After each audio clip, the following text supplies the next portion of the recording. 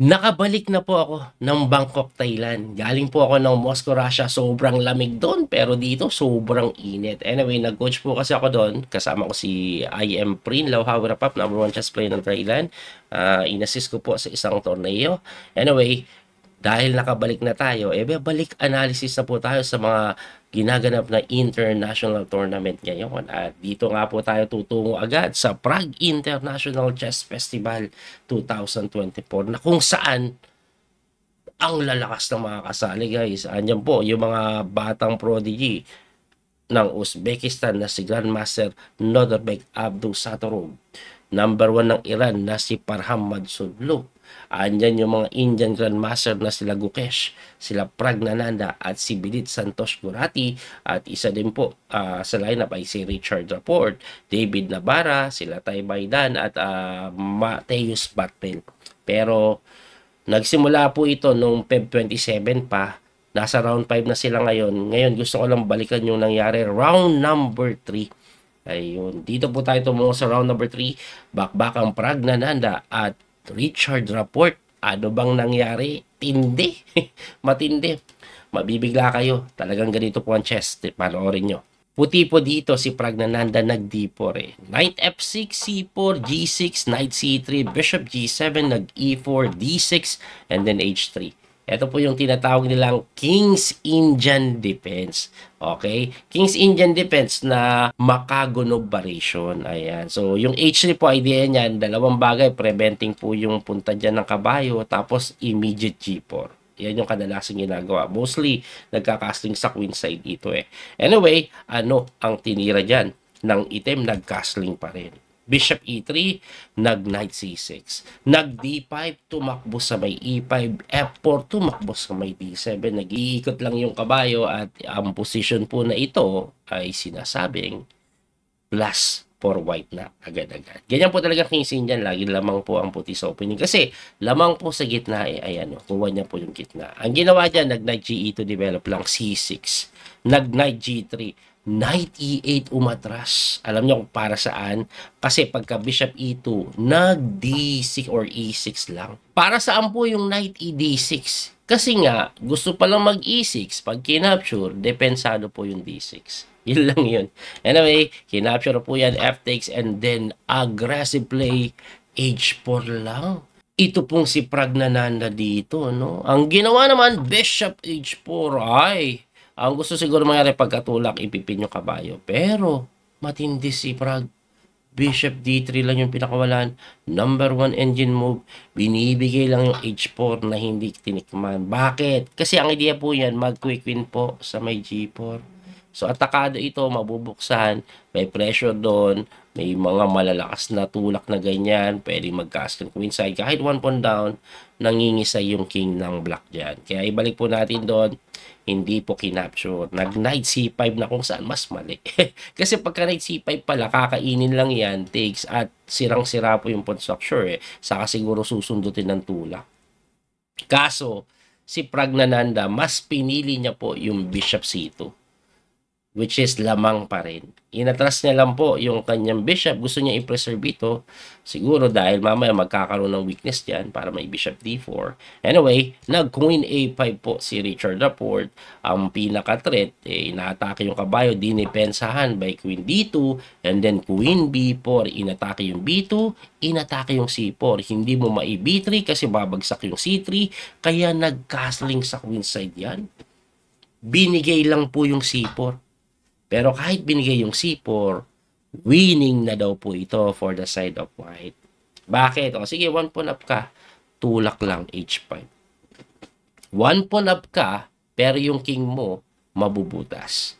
Ang ginawa nga po, hindi pinansin niya, nag-B5. Pagka B5, E5, grabe, nag-sacrifice ng pawn. Libre yan eh, kasi kain lang oh. Kain lang. Kaso, meron palang bishop takes c5. Pagka queen takes c5, merong knight e4. Siyempre, tatakbo yan. Tumakbo sa e7. Knight takes f6. Queen takes f6. Tapos, sinimplihan lang.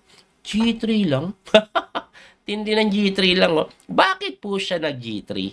Kasi, ayaw niya po yung idea na ganito. Ibalik ko lang, no? Pag kinapture po yung e5, may queen f4, mapapalit yung reyna. Kahit medyo nakabukas po yung king ng black, okay yun for the side of black. Kasi may endgame naman. Kaya hindi po ginawa yung capture sa E5, nag-G3 lang. Pagka G3, tumira ng capture sa F4. Siyempre, libre, pero tinirahan lang ng 8 stakes G6. So, ang pinaka-plano po dito ni Pragnananda, kainin mo yan, pwede akong lumipat dito, ayan, mamating kitang ganun. Matindi na po yung mga atake, may mga nag-E4 pa ang parating. Nakita po yun ni Richard Laporte, mukhang hopeless na. Ang tinira niya na lang, kumapture po sa G3 at ito po ay completely winning na for the side of white. Meron silang take 10 minutes. Ang ginawa po dito ni Prag, G7, napakagandang tira. Bakit? Kasi pag kinain niya yung pawn, magiging shelter pa yan eh. So yung G7, atakado po yung tore, tapos may pressure po sa H7. Ayan. Ang ginawa nga po dyan, nag-rook F7 na lang eh. Tapos rook takes H7 na nga. Ang ginawa naman ng black, nag-E5 na lang. So, ibig sabihin, pina-check na lang sa H8. Kinapture yung pawn, nag-rook E8. Ang ending, one piece up si Pragnananda and this is definitely winning. Pero hindi pa sumuko si Richard Laporte. Ang ginawa niya, nag-queen F4. Thinking na pag kinapture mo yan, magko-connect, dalawang pass-1. Kahit papano, may pangungulit pa. Winning pa rin yan, pero pwede pa makakulit. Pero alam nyo ba, dito po, no? Tingnan nyo po yung oras ni Prag. Almost 5 minutes. Almost 5 minutes. This is a completely winning position. Ang pinakasimple nga daw po, kainin. O, kung ayaw mo kainin, mag-rook ka lang daw dito. Pressurein mo yan. No? Yan mga pwedeng gawin. Pero tingnan nyo po ang ginawa ni Pragnananda. Tingnan nyo, ha? Completely winning, ha? Nag-rook H1. Anong meron sa rook H1? Nakalimutan niya yung simpleng tira na pwedeng kainin yung reyna at pagkakain sa reyna, may rook F2 check at walang mapuntahan yung king. Walang mapuntahan na maganda. Bakit? Pag kasi ikaw ay pumunta dito sa D1, may check. Pag ikaw ay pumunta dito, may rook takes C2, capture bishop po sa F5, kain yung tore, na-miss niya yung discovery. Na-miss niya. Ang pwede mo nalang puntahan, dito, saka dito. Di din pwede dito kasi may bishop pa rin eh. Kaya nga po naging E3 na lang yan.